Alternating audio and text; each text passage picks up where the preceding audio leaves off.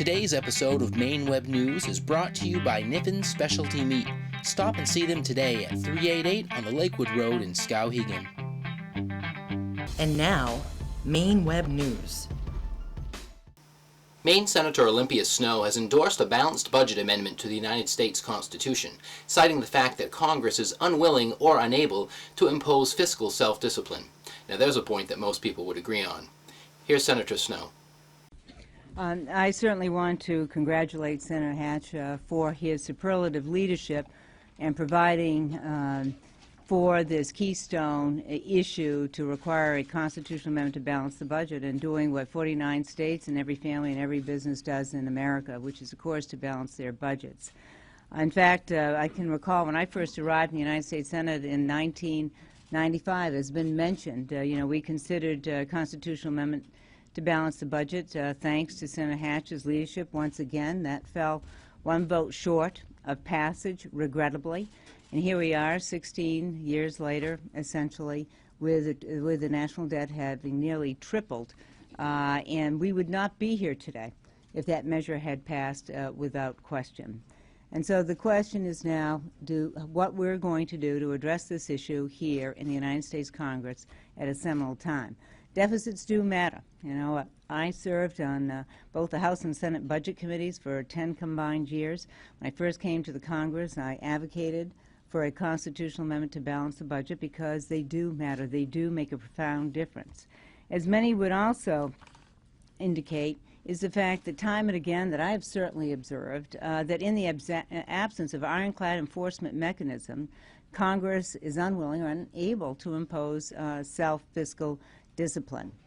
Recently, Senator Snowe has been very active in meeting with constituents. It appears that she's making special efforts to reach out to members of the Tea Party. If online blogs and Facebook comments are any indication, it appears that she might be able to win back the support of some of these folks in 2012 by focusing on things like balancing the budget. For others in the Tea Party, they want results now, not more promises of fiscal discipline in the future. The position of the Tea Party is there's no position on the balanced budget amendment. And the Tea Party Patriots have a weekly discussion where they have 200 or 300 local activists from across the country. And there hasn't been a consensus. Some people favor it. Some people don't like seeing the politicians meddle with the Constitution because that's like Pandora's box, and once you open it, bad things may happen. And there's also the point where we're in a fiscal problem right now. We have a huge deficit, we're huge spending, and it's a distraction.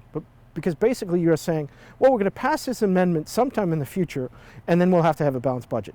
That doesn't work. They need to be working, instead of wasting their time on this, they need to be working on cutting spending, bringing down the deficit, and bringing down taxation now.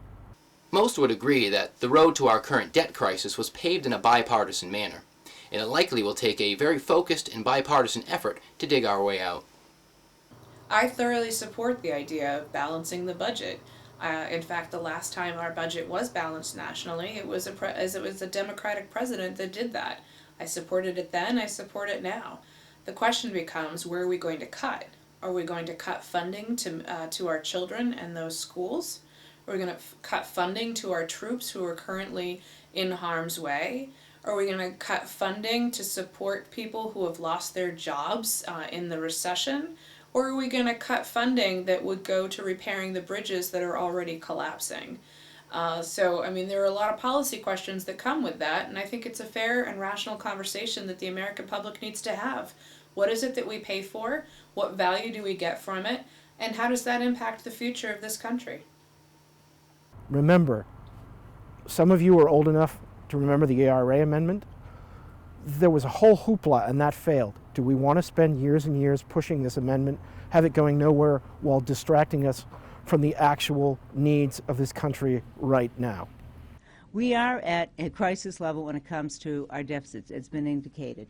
But the fact remains, if you think about the deficits of 2010, 2009, first and second largest deficits, and now in the projected deficits for 2011 at 1.5 trillion, all those combined are the equivalent of the national debt that we had just 20 years ago.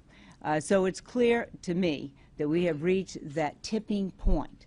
And if we continue on this current trajectory of spending, as indicated by CBO, spending will represent 45% of the gross domestic product, and our national debt as a part of the GDP will be 90% in just 9 years. So it's clear we have lost control of our fiscal destiny. That's the American people understand that intuitively, and particularly when foreign entities and foreign governments control 50% of our foreign debt, they own it.